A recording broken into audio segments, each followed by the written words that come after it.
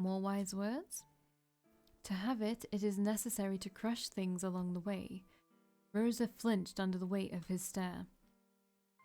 She realized that the polite and courteous Guillemot was but a facet? Facet? Oh, I would have assumed it. I would have understood if they said facade, but there are just some English words I just don't know. It was still him, but it was nothing but an oil portrait, an artwork of his devising. Synthetic, aloof, and irrelevant, it couldn't capture his essence in a few human strokes. Suddenly, Rosa realized he was powerful. Who are you? She caught herself before saying it out loud. You are not Guillemot. And yet, he spoke to her as if he knew what it was like to hurt and to fear. If you don't start acting like you own yourself, then people will not hesitate to take everything. He laid out the rest of the books he had brought out. One was an activity book for children. It had a picture of a child holding an apple with an arrow stuck in it. Another was a book of limericks. The other two were thicker books that intimidated her. She would come to know them as Hamlet and Paradise Lost. But the one that caught her eye was an ornately designed book. It had a beautiful red jacket with delicate gold trimmings lining the corners. The gods and goddesses of Roman mythology. This would be her favorite book, a treasure, and she knew it like love at first sight. These books are yours. Take them with you. Read the thin ones first, and then gradually build your vocabulary with the thicker ones. Rosa ran her hands over the skin of the red book. She opened the cover gingerly, as if carefully unwrapping a present. Thank you.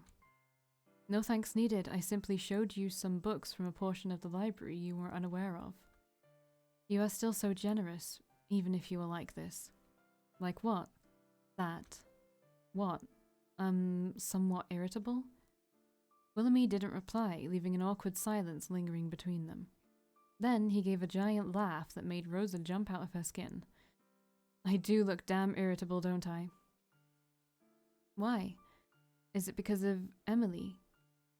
Willoughby's eyes drifted away. No. I've always been. You just pointed it out. But you are not usually like this. Especially with Catherine and the townspeople.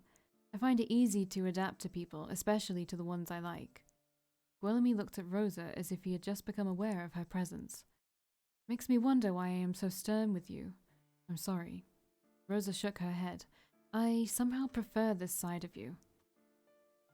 Willoughby cocked his head to the side. He brought out the green book that Rosa noticed earlier. This is called a journal. When you learn to write, start one. What is it? Something you can use to remember yourself when you've forgotten. Does it work? It used to. Nowadays, not anymore. Oh. The act itself is the only thing I remember. Now, let's start with your vowels.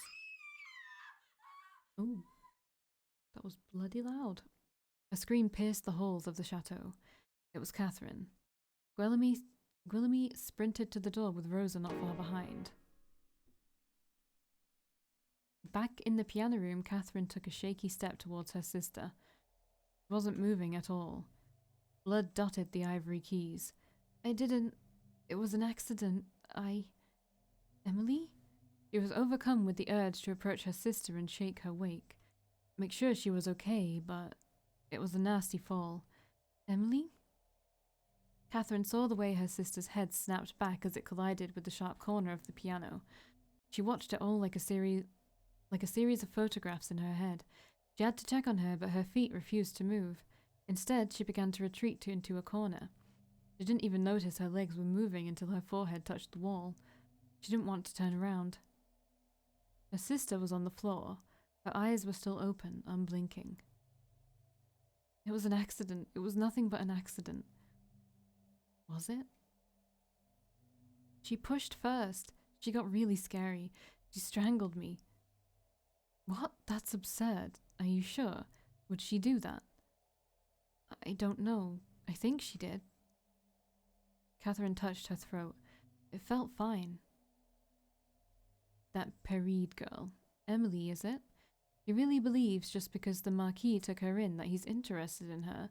Well, she's obsessed with the master. The apple doesn't fall far from the tree. Wasn't her mother a bit, you know, not right in the head? It probably runs in the family. Emily had looked mad. Her eyes had burned with malice for her as she had closed her fingers around Catherine's neck, but she couldn't remember if that had really happened.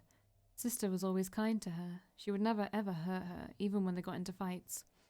Sister loved her. Am I turning mad?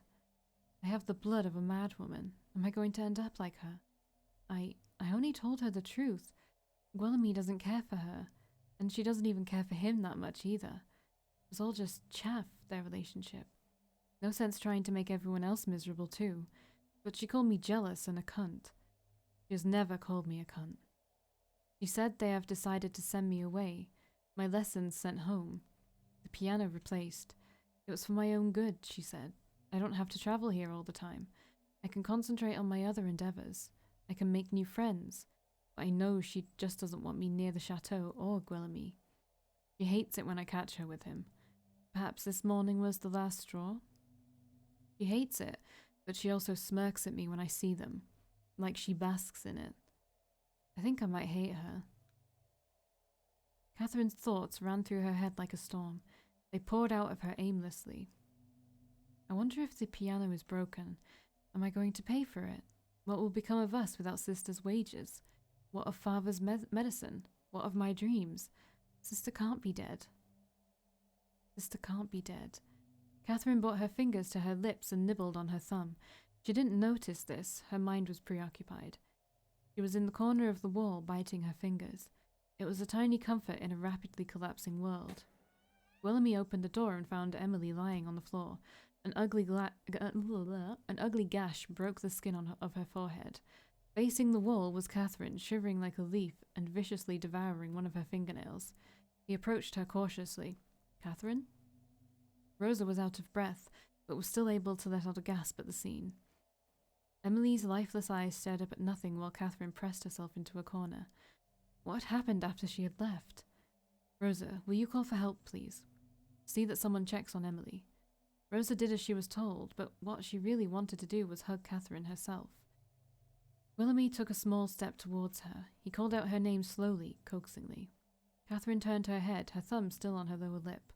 The flesh was torn and a smudge of scarlet painted her teeth. It was an accident, I swear. Of course it was, Catherine, of course it was. She pushed me first. She wanted me sent away. She wanted me gone.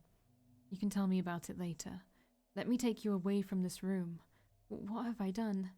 Catherine fell to her knees and wept. Large sobs sucked the air out of her. Felt like drowning, trying to keep herself afloat in between sobs. Every exhale was a squeezing pain in her lungs. She felt Guillemy's arms wrap around her. What have I done? What have I done? You didn't do anything, ma chérie. This is not your fault. There was a bitter bulge building up in her throat, and she felt that no amount of crying could push it back down. What am I going to do? Father is... Sister... I'm so scared. Willoughby's arms wound tighter around her and she clutched onto his warmth in this vast sea of fear. You don't have to be. I will always be by your side. Catherine, I will take care of you and your father, all right? You don't have to worry about your future. Her tears soaked his shirt through, but the squeezing in her chest felt less painful. Why do you do this? Why do you care so much for me? Willoughby's brows furrowed, as if confused that she even asked. I just do. It was a boldly stated fact, as if painfully obvious, as if Catherine was a fool for not knowing it. It made Catherine's heart expand in her ribs. When she looked back, she would recall this as the moment she fell in love with him. The look in his eyes was reassuring and strong. She wasn't alone. She was going to be all right. Let's get you away from here. He supported her arms and stood her up, careful to block the view of her sister from her eyes. He led her to the door. Catherine hated how fast her relief came. She was still drenched in sorrow at her sister's death. Her father would not take well to the news, especially in his health. But she was all right, and she hated it. Rosa was with her. She didn't have to leave her piano, her dreams, him. Nothing had to change. Most importantly, she hated the voice that came whispering in her head over and over again. Thank goodness she's dead. Thank goodness. Well, the first candle is lit. This candle is storage. The love for familiars. The cleanest love. What's going on? Rosa stared at the blue candle glowing in her hand as she chanted her spell. Trust is the veil that conceals and deceives. Prick his eyes and his heart with the warmth from this candle's flame. A bond of blood like kin will be forged. Weave this trust so his tongue will yield to what is sought. What's she talking about? What's going on? Okay, we're back to Catherine being dead. Okay. Rosa stood by Catherine's tomb, nursing memories of her. The soft wind lightly blew her hair. It reminded her of Catherine and her playful ways. Tears sprouted from her eye, even the wind. It'll be nice. Let's be a nice mum for once, yeah? I'm always here, my love. Loss will always hurt. But you love Mother the best, don't you? Yes, Mother. Then you are going to be fine. I will never leave you like Catherine did. Rosa. Is he getting grayer or am I just going crazy? Guillemy's soft voice came from behind. Rosa glanced at him in acknowledgement. He stood quietly beside her for a few moments but ventured to speak. Have you thought about my offer? My house is always open for you. Remember that. I'm sorry for my outburst back then. It's nothing. The wind played around their feet and Rosa pictured Catherine as part of the breeze, playful and free. She was free from the pain and confusion that had plagued her in her last days. They stood beside each other in solemn reverence. Finally, Rosa broke the silence. She was my family. I was in pain before she came along. I didn't know any better. She gave me hope. She was bright like a flame. When I close my eyes, I can still see the imprint of her light in the darkness. I can feel her warmth, a star. They didn't speak again for some time. Guillemy cleared his throat. I was an orphan too, much like you. I know what it feels like to lose too much. I wandered for a long time before I found anything to live for. Were you alone? Sometimes. Always. Rosa nodded. Did you have family? Guillemy shifted uncomfortably. No, they left me behind. I never knew them. Much of my memory of it is blurred. I was taken in by kind people once before, but... Guillemy sighed, and Rosa observed a certain disquiet in him. I didn't belong. But you have no difficulty mingling with people. I think of that as a necessity rather than a preference. But either way, it can be quite tiresome after a while. Things don't last. I don't know why I'm telling you this. I am making the mood worse. I'm sorry. I don't mind. Guillemy had never opened up to her about his past before, and it worried Rosa how little she actually knew about him. Anyway, would you like to go around town? I'd very much like to take you someplace more cheery. How about our favourite spot? Guillemy smiled with understanding. The pair travelled up a hill at the edge of town. There, the view overlooked the quaint village. It was a tiny village. It's like max 100 people there. The sunset painted everything in the pink glow of dusk of endings. It is always so beautiful here. They used to spend time in this grassy knoll, the three of them. It was their own little hideaway. Memories of the past crept up on every corner. The ghost of laughter echoed in the wind. Rosa touched the trunk of a small tree they carved their names on. So many fond memories. Rosa, I want you to have this. Guillemy took Rosa's hand and placed an item in her palm. It was a simple silver locket. She looked up at him questioningly. I have had that for as long as I can remember. One of my remembrances of the past. I can't take this. You must. You need it more than I do. But it's old and the locket doesn't even open anymore. I don't know why I've held onto it for so long. I can't even remember how I came to have it. But it comforts me. Maybe it will have the same effect for you. This is your treasure, Guillemy. It feels wrong to take it. On the contrary, I believe you must have it. Call it a hunch or a feeling, an urge on my part. I am not good with expressing sorrow or even giving comfort, but I want to do something at least. For you. Closed his hand over hers, affirming the gift. It's yours. Please take it. You are wrong if you think I am letting you stay in the castle simply for Catherine's sake. I do it of my own accord. Let me do this for you, Rosa. We've been friends for quite a while. If you need to leave, at least stay until you feel ready to go. All right, but I will continue working in your household for my lodging. You don't have to do that. I can raise your status to a lady. You can read and write now, and very well. I'm sure you will be more comfortable in a higher position. I have no need for a higher position. Just free access to your library. You've come a long way from the shy girl back then, Rosa. Watching you grow has been a pleasure. Yes, the library is yours. They were quiet for a while, only conversing through looks, smiles, and tiny sighs. Rosa realized that she had been holding on to Guillemy's hand all that time. He broke off from his hold, rather embarrassed. We should head back. You're right, it's getting quite late. Guillemy walked over to the carriage to get it ready. Excellent child. Being a maid in his household will give you free access to the rooms. He trusts you completely. It seems that the candle worked. I guess so. Rosa looked at the silver necklace in her hand. She fiddled with it, trying to open the lock. I mean, open it if you can. If he couldn't open it, I don't know why she would, but yeah. Open that locket. I'd like to see what is inside. An object that he owns will make any enchantment more powerful. Rosa fussed with the pendant for a while, but like Guillemy said, it was stuck. I'll try again later, Mother. I'm rather curious about it myself. The spell will start its effect in stages, gradually uncovering his true face. Fondness first, then trust. Familiarity. Rosa sighed. But was the spell necessary at all? Didn't she already have that with Guillemy? Rosa bit her lip, remembering the warmth of his hand.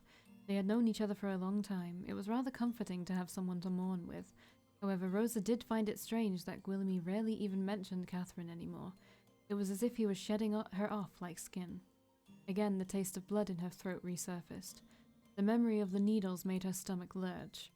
Since her friend had died, the Marquis had been spending all his hours locked in his office. He barely showed himself socially, rarely even attended meals. But they were casting a powerful spell, something that might harm Guillemy. What if he was, after all, innocent? She had years of good memories with him. What was she even expecting to find out? Exactly how could she live with the guilt of two dead friends? Rosa sighed. She cared for him. Despite all the suspicions, she knew that much. But Mother was adamant. 3 candles for 3 loves. A fitting curse for a man who frolics in love's domain.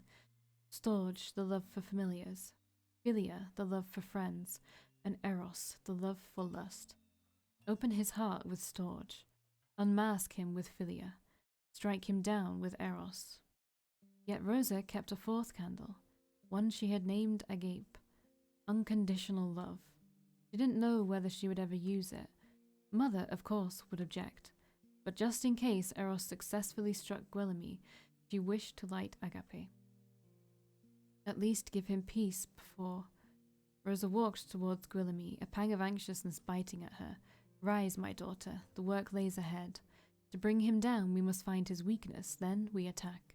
Revenge will be sweet, my dear daughter. Do it for Mother. Mother's a bitch. Apparently, like, me as the mum is a bitch.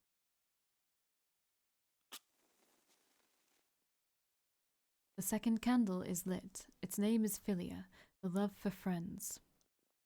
The yellow candle shone and danced with her breath. Let this candle burn until its wick is spent. Encourage friendship, bring forth memories. Let me walk in his halls without any suspicion. Let me rummage through his belongings invisibly. His journal. He guards his journal fiercely. I must find it. Rosa adjusted her coat as she sat at one of the reserved seats. The theatre was packed, the air buzzed with excitement. She hadn't realized as many people would come tonight. Oh, Mother, I wish they would stop staring at me. And why not? This was MDM. Catherine Peride's first solo concerto. Concerto? I don't know. Concerto. I don't know. I hate all these words. I never say any word I don't say in like ever, pretty much. Like I've said facade before, I've said blah blah blah blah blah. Any word I barely ever say in my life, I guess you just don't really learn. Her name had been slowly gathering recognition the past few years. It was feasible to expect a full house. Still, the turnout was more than they had expected. Paris had taken Rosa and Catherine by surprise. The sheer number of people and their liveliness were well above the usual sights of their small town. Catherine was obviously thrilled with the opportunity to play in such an esteemed venue for her debut. Rosa tried her best to keep her anxiety under control. This was for Catherine.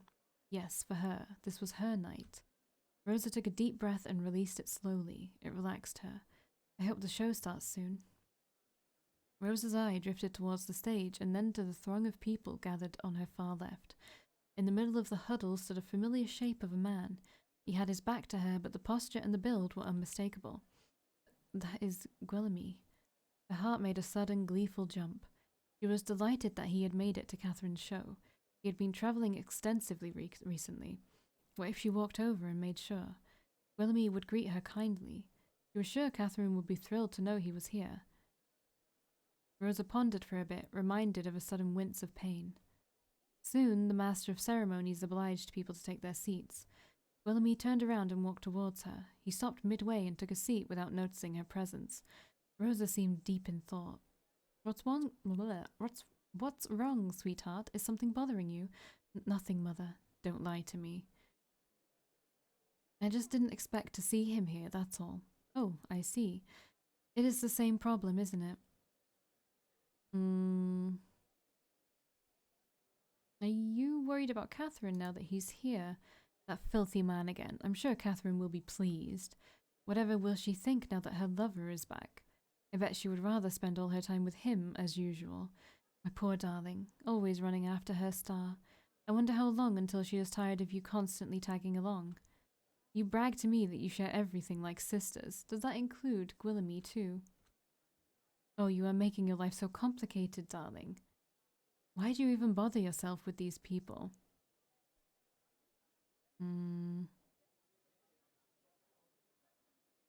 These are both mean. It is obvious she will abandon you. She will obviously abandon you when they get together. They make such a lovely pair. Rosa winced at Mother's voice, as if it were nails grating on a wall. It is only a matter of time, isn't it? What will you do then? Aren't you tired of being the third wheel? It's not like that, Mother. We're friends. Friends? Darling, friendship is nothing but a shallow kind of relationship. People change friends as easily as the weather. You don't even remember the friends you made at a certain age. Don't believe this, but yeah. I'm the only one who will care for you forever, darling. A mother's love will endure. It's almost like I'm like slipping into the character of the mother, like in what she would say. Honestly, I don't even know if this has more than one ending. I don't even know if this matters. Like, it has to, right? A mother's love will endure. This bond can never be broken by time or absence. Family lifts you up. It saves. Of course you feel this way. You see them often. But when you lose touch, you're left with nothing but a collection of strangers. And believe me, my dear, they will leave. They always leave. You amuse them now. But soon they will abandon you too. Rosa's tongue felt bitter in her mouth. She was filled with annoyance for her mother. Wasn't happiness as fleeting as friendship? Yet it was not any less real than sadness. Yes, family was important. These familial bonds kept her from losing herself. It was her rock, her foundation. But were these bonds the only constant value? These friends, these were people who accepted her. They shared laughter and tears, their own regrets and dreams. In her heart, she had found a home with them. What more was needed? Rosa's confused feelings began to arrange themselves neatly in her mind. Guillaume and Catherine's happiness was important to her, that was the main thing. She knew they felt the same way for her. Her insecurities were real, but they were insignificant. If anything, they were bittersweet. She had no regrets. For the first time in her life, she wanted to talk back to Mother. She bit her lip, quelling the nerves as she opened her mouth to speak. I know that. What? I know they might abandon me one day for whatever reason. It might be today, or next year, or even sooner. But that doesn't matter in the long run. I'm happy with them. We've had years together that I will treasure. Like I treasure memories of you too, Mother. My memories of you keep me sustained. That is why I love you. The years we spent together, no matter how fleeting, are still worth something. So let me care for them right now. Everything changes, but nothing is lost. Rosa was sure she had read it somewhere. Rosa waited for Mother to answer with a vicious voice, to burst out screaming at her cheekiness. But no voice came. Rosa smiled to herself. The lights dimmed. A low hush descended on the pews.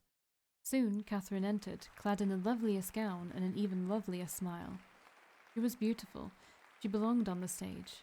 The lights shone on her, but they paled in comparison to her radiance. Catherine bowed to the audience and took a seat in front of the piano. She began to play. Rosa gripped the handle of her seat. She felt surges of emotion with every note. A kind of energy passed through her, touching her skin and making her break into goosebumps. Oh, Catherine. Rosa hadn't known of such an effect before this moment. Music that could so strike the heart as if it were fiddling with the soul. It was different from practice, different from when she was performing in front of smaller groups. This was a stage, and here was a woman with strings. She was tugging the right keys, touching your heart and electrifying your soul. Rosa realized she wasn't alone in this feeling. The whole room was mesmerized. She looked at the lady beside her seat. She had her hand to her open mouth. A teardrop dangled precariously on her eye. The man to her left seemed to have forgotten to blink. Rosa beamed and savored the rush of kinship with them. They were experiencing the same emotions with her. It made her love them just a little bit. Rosa closed her eyes and savored the night. A bead of sweat fell from Catherine's chin. She was out of her body now. Her stress from the beginning of the show had thawed and turned into passion. It ran down her fingers to the keys. It did not escape Catherine's notice that most people in the crowd came to the show to gawk at her. Catherine Paride, the one that the infamous Marquis de Gaulle had been courting for years. Didn't he pay for this event, lucky broad? Catherine Paride, I heard she was some pianist. Any good? Who knows, must be. If even that Marquis is chasing her. Catherine Paride, some female pianist, pretty face, nice flesh on her. Let us watch her show. Her fingers caressed the keys, playing them with the force of her heart. Did she play to prove them wrong? The music saturated the theatre with her fervour. No, not to prove them wrong, to set it right. Catherine Paride is my name. I am more than just a pretty face, and I am playing this piece for you. It is my gift. Let me touch your soul. Rosa felt her eye get moist. This was Catherine's heart transcribed into music, all energy and beauty with the strength of the wind. The mischief of a sudden gale that whips at ladies' skirts and tips gentlemen's hats. The cold breeze that carried the loneliness of the coming winter. Everyone in the audience felt it. Rosa searched for Guillemy's face in the darkness. Couldn't see him clearly, but it didn't matter. She knew what he was feeling. She felt it too. Rosa's heart began to ache. It was a sting she didn't know how to name. After the show, Rosa greeted Catherine in her backstage dressing room. Oh, she is pretty. She was smothered in flowers from the audience. Sweat glistened on her forehead. Catherine gave her a tight hug. Congratulations, Kath. You were marvelous on stage. Thank you, Rosie. Catherine covered her cheeks with her hands. I'm still shaking. The excitement from the stage hasn't left. Look at my hands. Oh dear. So I would call this show a success, yes? Pour the champagne, chérie. It is a night to remember. Catherine and Rosa hugged again. Let me just finish up here, Rosa. Then we'll celebrate properly. Two young, ravishing ladies sampling the best of what Paris has to offer. I like it. Rosa laughed. Just don't let go of my hand. You might get lost being so starry-eyed. She was teasing, but smiling brightly all the same. I would never. Anyway, shall I meet you outside in a few minutes? Very well. I'll see you later. Rosa was thankful to leave the backstage area. She had almost forgotten her anxiety during the show, but the backstage was an ill reminder of the crowd. She looked forward to the night ahead, wondering vaguely why she hadn't mentioned Guillemy's presence to Kath. She shrugged it off. It had simply slipped her mind, that was all. Catherine went back to her dressing room, humming as she was about to grab her coat. She wasn't the least bit tired. Visions of city, exploring new sights, and gaining experiences made her giddy with excitement. It will end the night on the best note, she was sure. A small knock interrupted her thoughts. Who's there? Catherine turned around and the cheerful smile froze on her face. Fucking Guillemy's, isn't it? Yeah, it is, told you. The Marquis peeked from the open door and stepped inside. Hello, Kath. A tingling passed through Catherine's neck. Although she was aware he had returned, this was the first time she had seen him in 2 years, after she rebuked his intentions of wooing her. Ooh, she said no. Go, Catherine. Catherine shook her head at the memory. They grew up together. It was normal to develop feelings for someone you shared most of your life with, was it not? Yet Catherine had promised herself not to dabble with the Marquis. With all the rumours and the past flings, it felt like she knew too much. Too complicated, she had reasoned. The rumours were still alive in some circles, but hadn't Gwillemy come clean with his romantic escapades? Hadn't he vowed to be faithful since he had made his intentions clear? Who to believe? Perhaps it was possible that... Catherine pushed away the insinuation of that last thought and rearranged her face into a merry smile. She curtsied. My Lord Marquis, thank you for coming. That last bit came out too loud in her ears. Felt like her voice was compensating. She suppressed a groan. I hope you found the show satisfactory? My Lord Marquis? What happened to Gilly Monster? At once, the memories flooded her mind. That used to be her greeting every time she had visited him back then. She would scream that when she saw him, right before she flung her arms around his neck. Catherine didn't know what to do. Suddenly her hands, the hands that had never betrayed her, felt like they belonged to someone else. She cleared her throat and felt the smile harden on her face. Pardon my past slights, sire. I was a bit of a precocious child. After all, I must give my due respects to the sponsor of this event. Thank you, by the way. It didn't have to be so extravagant. Wasn't it your dream to play in Paris, Kath? I thought your debut would be the perfect opportunity to fulfill that dream. The Marquis stepped into her quarters and closed the door. Catherine flinched, afraid that the small room would draw them even closer. Just the effect that he wanted, probably, the sly fox. She floundered for a bit and contented herself in fussing with the flowers on the table. She should chase him out. Why wasn't she chasing him out? Murd, Catherine. I didn't think you'd be attending tonight, sire. Weren't you travelling? Yes, I was, but I wouldn't miss your concertio. That's it. I'm just going to say that's it. For the whole of France. Willemy stepped forward, and it seems my investments were well placed. Gwillemy drew closer to Catherine, so near that she could smell the mint in his breath. He appeared to reach out to her face, but changed direction at the last minute. Oh, these flowers are from the Duke. How pretty. He examined the card dangling a hair away from Catherine's ear, trying to look fascinated by the piece of decorative paper. Then he stepped back, grinning like an idiot. He really has great taste. Wherever did you learn that, muckhead? He thought that kind of ploy would make her swoon, and he was dead wrong. In fact, all it made her want to do was wipe that stupid grin off his face, with the backside of a vase. Yes, he does, doesn't he? She gritted her teeth, unable to take the acidic edge off her voice. It wouldn't be so hard. All she had to do was grab the neck of the expensive vase and fling it at his head. She wasn't sure if the vase would break. Maybe not. Maybe she would need to hit him again for the full effect. Catherine, did you hear what I just said? Huh? I said, now that I'm back in town, would you consider playing for me again? It was part of our original arrangement, after all. Felt the tendons in her neck tighten. I have a full schedule this week, sire, but I'll let you know when I'm free. Oh. Sire, I must retire for the night. I'm exhausted from my performance, after all. Excuse me. Catherine turned around and went for her coat, but she felt Gwillemy grab her hand. Wait, They stared at each other for a couple of seconds. Gwillemy looked like he was about to say something. His mouth opened and closed as if debating the correct words in his head. But he just dropped Catherine's hand a moment later. I'm sorry, you're right. You must be tired. His shoulders dropped. Catherine felt a tinge of disappointment, but she ignored it quickly. Gwillemy let out a sigh. You know I am not good at this, Catherine. Oh, what do I know? You seem to do just fine. You have an amazing track record. Huh? Catherine folded her arms over her chest with a pout. Oh, that? That is just because of my face. What? Most people think I am very deep and thoughtful when I stare at them like this. I just run with it.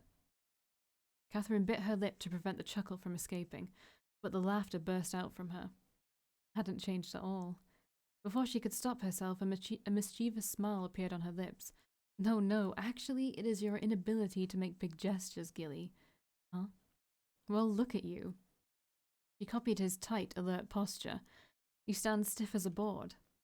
I guess it fools people into believing you are a graceful, dashing soul. Gwillemy made a pout. I am dashing though. And we'll find out more in the next video. I'll see you then. Bye.